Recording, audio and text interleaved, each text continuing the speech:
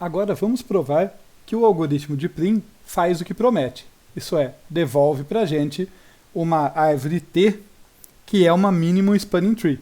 A gente vai provar isso por partes, justamente pelas partes que compõem ser uma minimum spanning tree. Quer dizer, tem que ser uma árvore, tem que ser spanning, tem que ser geradora, alcançar todos os vértices do grafo, e tem que ser mínimo, tem que ter custo mínimo.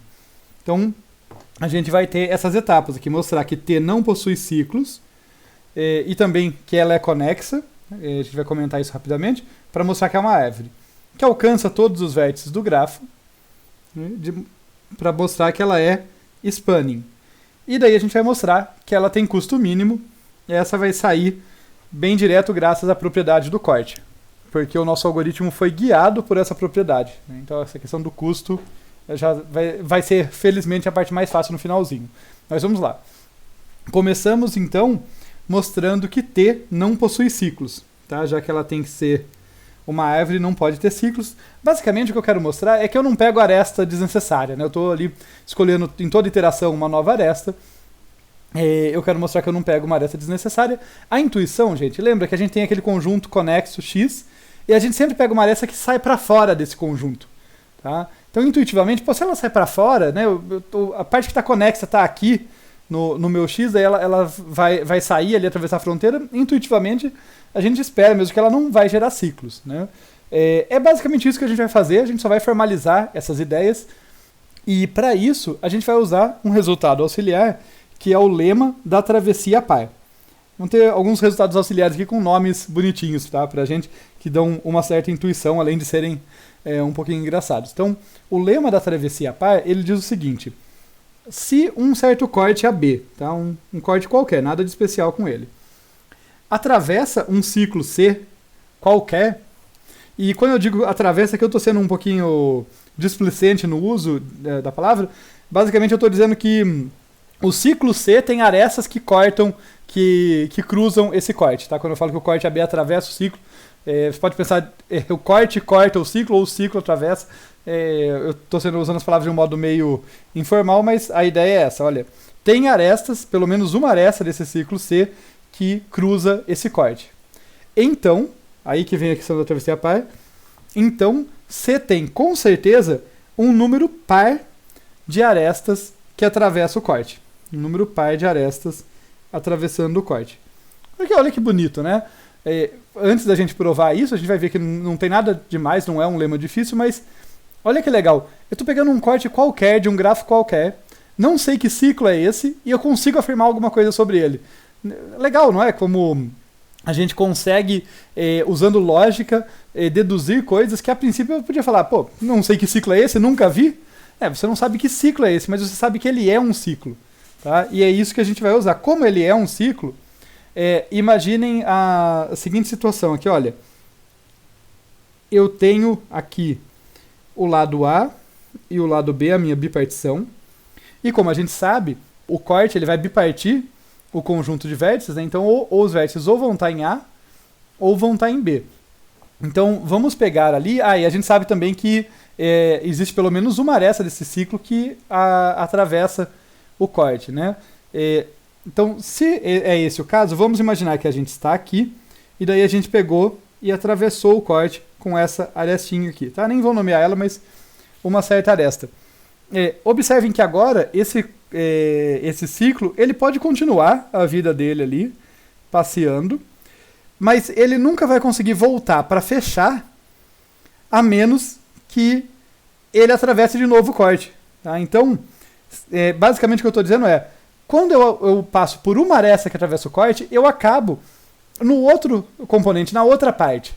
Como o ciclo tem que fechar, eu preciso voltar. Em algum momento eu preciso de uma aresta, vamos dizer, complementar ali, né? É a aresta que vai fechar a paridade dessa primeira.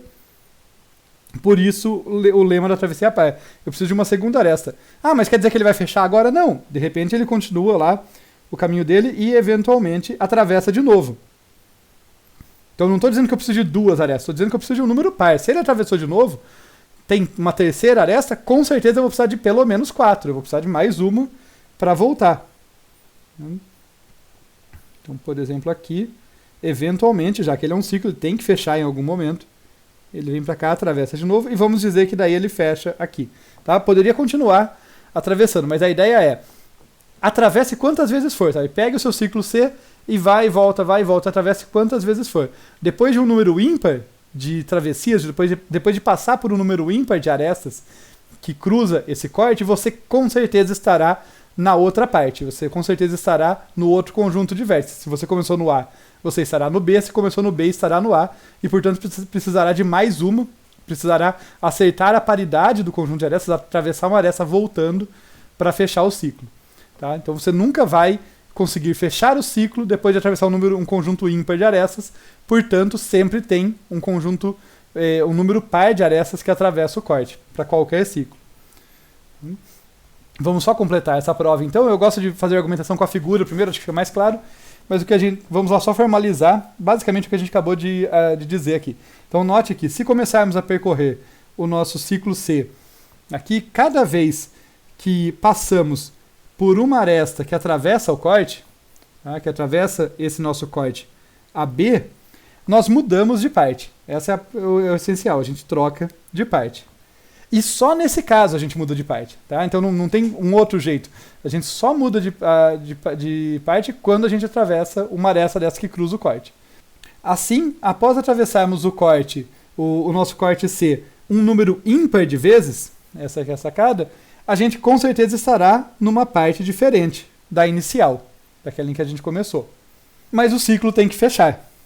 Como o ciclo tem que fechar, a gente precisa atravessar ele, depois desse número ímpar de arestas, pelo menos mais uma vez para voltar. Então, para o ciclo fechar, a gente tem que estar na mesma parte em que a gente começou, então precisa de um número par de arestas ali para voltar ao começo, para chegar no começo.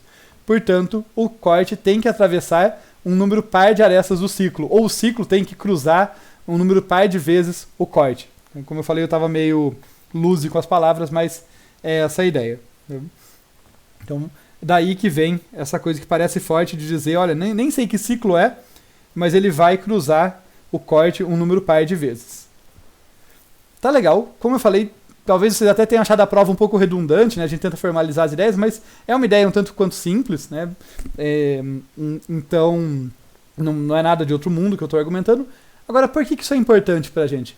Vejam que elegante, tá? E embarcando aqui em mais um nome bonitinho de resultado, a partir desse lema a gente vai ter o corolário da aresta solitária. A gente teve o lema da travessia par, né? Agora a gente vai ter o corolário da aresta solitária. Para relacionar eles, deixa eu só lembrar para vocês o que é o resultado anterior, né? O resultado anterior a gente disse que, olha, se eu tiver um corte qualquer e um ciclo qualquer, esse ciclo vai ter que cruzar esse corte um número par de vezes. Ele não pode cruzar só uma vez, só 3 vezes, só 15 vezes. Não, ele tem que sempre cruzar um número par de arestas. A gente argumentou um porquê, mas é um número par de vezes. Um número par de arestas cruzando. O corolário da aresta solitária que deriva daí é que se eu tenho aqui uma única aresta, isso é muito importante, tá? Uma única aresta atravessando um determinado corte AB, então essa aresta E não pertence a qualquer ciclo. Ela não pode pertencer a um ciclo. Basicamente porque a gente já vai formalizar, mas vamos pensar a ideia disso. Se essa aresta pertencesse a um ciclo, quantas vezes, né, quer dizer, se ela pertencesse a um ciclo, quer dizer que então haveria um ciclo, vamos dizer que essa aresta E pertence a um ciclo C. Isso quer dizer que existiria um ciclo C que atravessa esse corte AB. Quantas vezes esse ciclo tem que, então, cruzar o corte AB? Já que ele atravessou uma vez, ele vai ter que ir, ele vai ter que voltar, pelo menos. Né? É um número par de vezes. Então quer dizer que existiria pelo menos mais uma aresta atravessando esse corte. Mas eu não falei que E é a única aresta atravessando? Então, se E é a única aresta, não tem ciclo. Tá legal? É essa a ideia. Então, vamos só formalizar aqui, olha. Se E estivesse em um ciclo, pelo lema da travessia par, né, pelo lema que a gente acabou de mostrar, ao menos mais uma, né, para dar 2. Né, tem que dar um número par. Então, no mínimo, teria que dar 2. Já tem uma, teria que... Mais uma aresta teria que atravessar o corte. Mais uma aresta teria que atravessar esse corte AB. Tá? Ou dizendo de outra forma, basicamente porque a gente mostrou no lema da travessia par que sempre tem que ser um número par de arestas que atravessa. E quando eu estou falando de uma única aresta, é o número 1. 1 é ímpar. Então, ela não pode estar num ciclo. Então, tá legal. Mostramos que se eu tiver uma única aresta atravessando um corte, se eu tiver uma única aresta atravessando um corte qualquer, não existe qualquer ciclo envolvendo aquela aresta. E por que isso é importante pra gente? Basicamente, tá, de um lado, porque a gente quer mostrar que não tem ciclo na árvore que a gente está construindo. Né, no subgráfico que a gente está construindo. A gente quer mostrar que ele é uma árvore, ou seja, que ele não tem ciclo. E a gente vai fazer isso alegando que o jeito que o algoritmo funciona é sempre escolhendo a única aresta que atravessa um determinado corte. Vamos lembrar do algoritmo?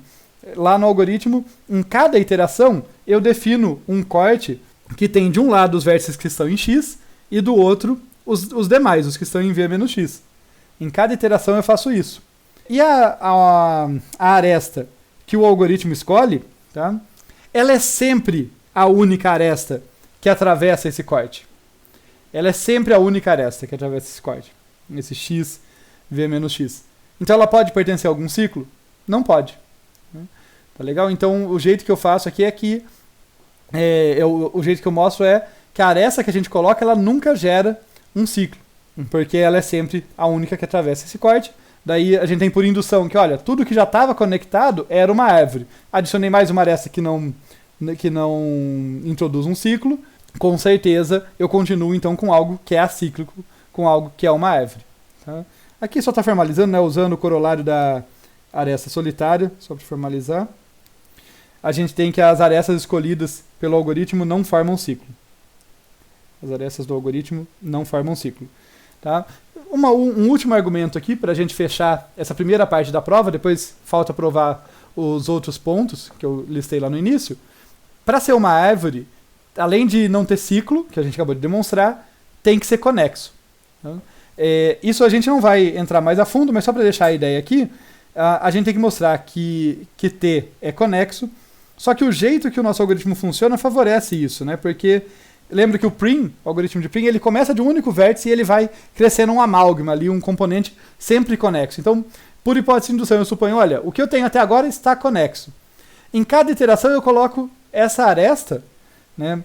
Eu escolho uma aresta que tem uma ponta em x. Então, ali, toda aresta que o algoritmo escolhe, ela tem uma ponta no conjunto x. Então, ela mantém essa conectividade. Se o x estava conexo entre si, daí eu coloco uma aresta nova ali que está conectada com x, eu não peguei ela solta, não falei, vou selecionar essa aresta solta aqui. Aliás, spoiler, a gente vai ver um algoritmo que faz isso, que trabalha com componentes desconexas ao longo, só fica tudo conexo no final. Não é o caso do prim. O prim, a gente tinha ali um componente conexo, a gente coloca uma nova aresta por iteração sempre com uma ponta nesse componente, então sempre mantém a conectividade, mas como a gente mostrou, sem gerar ciclos. A gente fecha a prova e a aula no próximo vídeo.